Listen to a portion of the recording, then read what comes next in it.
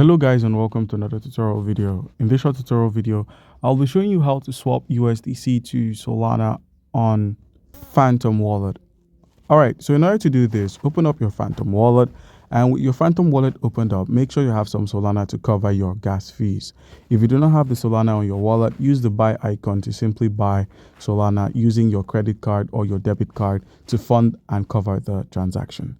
Alright, so make sure you have enough Solana to cover both your transaction and the gas fees. So if you head over to the swap at the bottom of the screen, once here where we have USDT to Solana, in place of USDT, simply search for USDC. So once you've selected USDC, now enter an amount of USDC you would like to convert to Solana.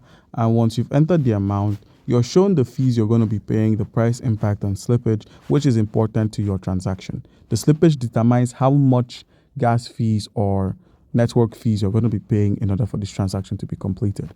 All right, with this in mind, simply click on the swap option and you'll be able to convert your USDC into the Solana token. All right, guys, that's it. Comment down below if you have a question and you'll be given an answer.